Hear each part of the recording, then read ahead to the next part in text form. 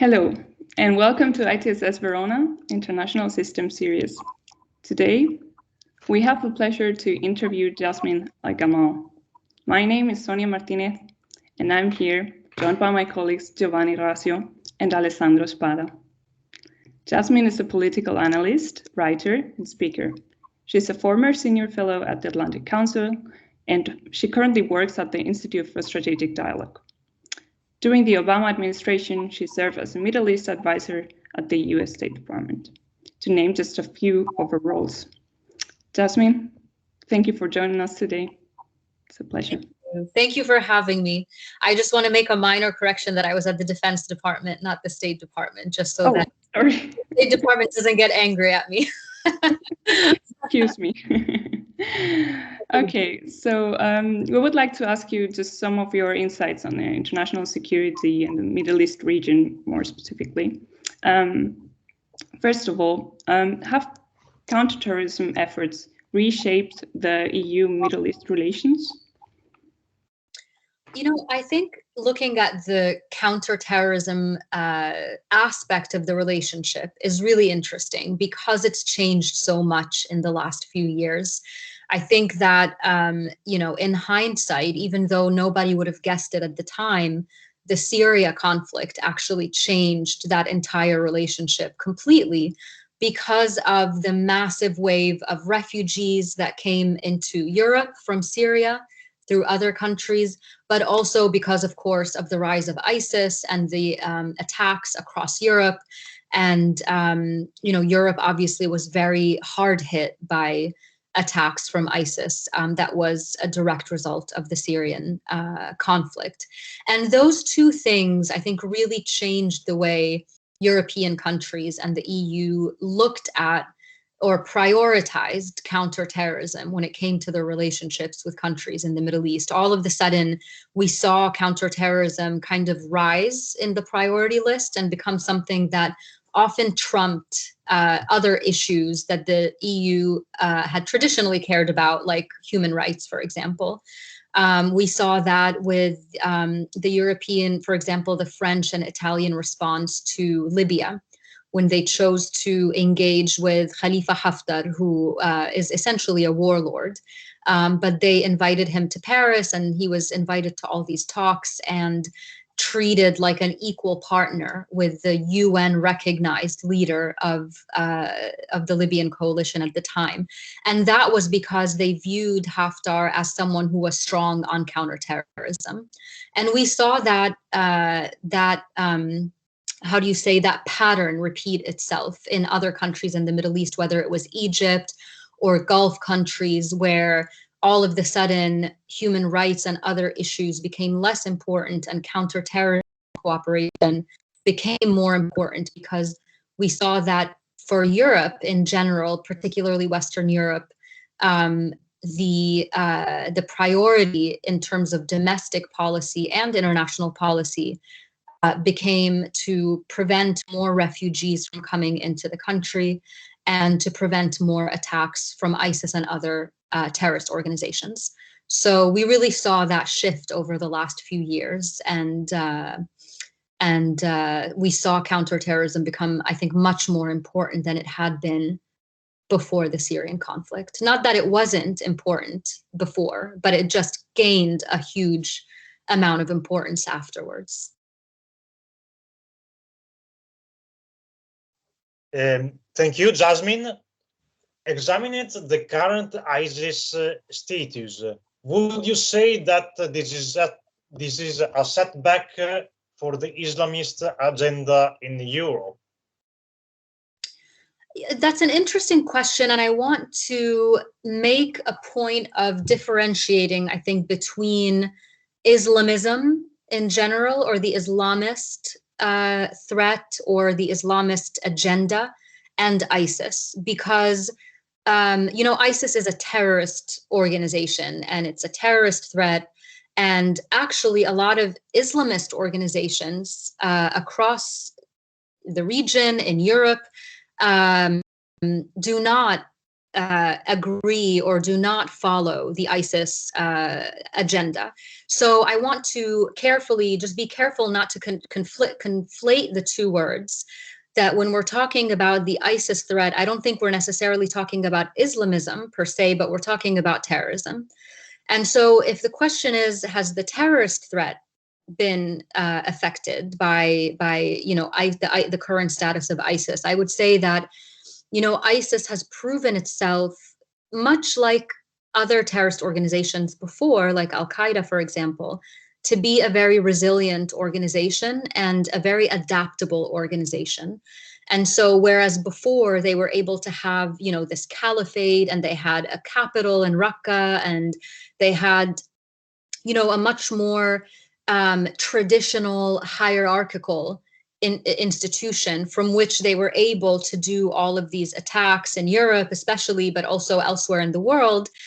They just have shifted now, and so we can't really say that they're less strong, they're less organized, maybe they're less capable of really planning an attack from a safe space like they had in Raqqa. But I don't think it necessarily means that they're any less of an overall threat. It's just that the threat looks a little bit different. And again, we saw this in Europe, in European capitals. There was a spate of attacks over a couple of years. I can't think of the year exactly, but it was when all these lone wolf ISIS inspired attacks were happening with vehicles, with trucks. There was that incident in Nice. There was the knife attack in London. So all of these attacks are just kind of indicative of a different formation of ISIS. I don't think that they would ever kind of stop hoping and wishing to find another failed state to use as a base, but that won't stop them from continuing to plan attacks, to plot attacks. They might be one person, two people at a time, but they're definitely not, I think, weaker as a whole when it comes to their ability to strike Western targets, and of course Middle Eastern targets as well, which has been the bulk of their targets. We can't forget that the people of the Middle East have often borne the brunt of the attacks of ISIS. So I would say that they're different, but probably just as capable of destruction, I think, as they were before. Thank you, Jasmine. In the context of Europe, which are the reasons why individuals might adhere to radical Islamism? Right.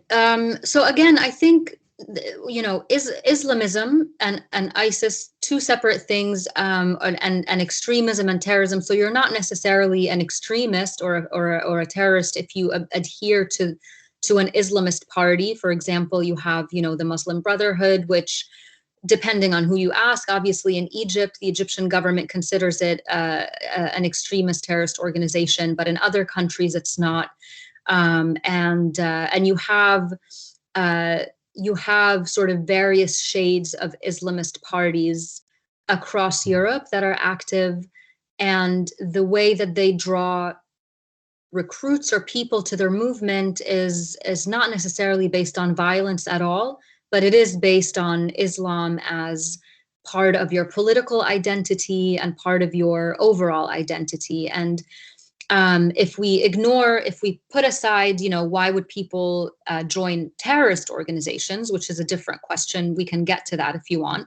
But why people would join an Islamist organization that may be nonviolent, I think is very much related to what we were talking about before, the way that Europe has shifted after the Syria crisis, the Syria conflict. You had the rise of extreme right-wing parties. You had rising Islamophobia because of the number of refugees that were coming in that often weren't accepted. And so I think that you will find that a lot of Muslims living in Europe, and I can't speak for them, but this is based on conversations I've had with Muslims, especially Muslim women who wear the hijab and who are very much, feel ostracized and not a part of their communities. Even if they were born and raised in those European communities, they're viewed differently.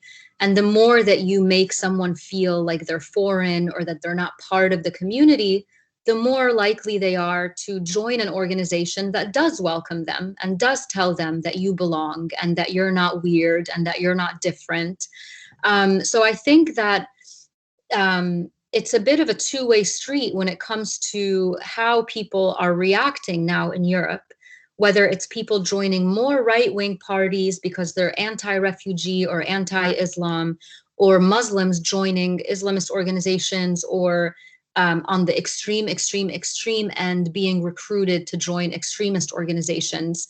It is because of the same issue, which is kind of hatred of the other, fear of the other, and a lack of conversation and communication between the two sides. And also, I think what is a very unhelpful climate in Europe right now on the political national level, where you have leaders like even Emmanuel Macron, who's not right-wing, but has adopted some of the language and some of the concepts against Muslims that the more right-wing parties have in France, and the same in the UK as well, and other countries. So that's, I think, part of the reason why people start to feel alienated and try to feel like they need to find somewhere to belong.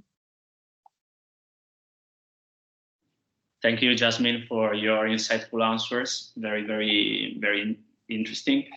I would like to ask you, considering the current geopolitical context and the current events, for example, what's going on in Afghanistan, for example, do you think that the European Union is playing an active role in the region, in the Middle East region, or it's somehow adapting itself to what other states are doing? Yeah, I think that the EU is not so different from the US in this perspective, in the sense that, given the unbelievable breadth of domestic issues that European leaders are dealing with, that there is an overall sense that, okay, we're done with the Middle East. We're done with the problem. They see it as a problem region. They see it as a region where they've invested a lot and haven't really gotten much in return. That's the way they view it. I think that you can find many critics of that point of view, who would criticize the actions of the EU in the Middle East. But I'm talking about the European perspective now.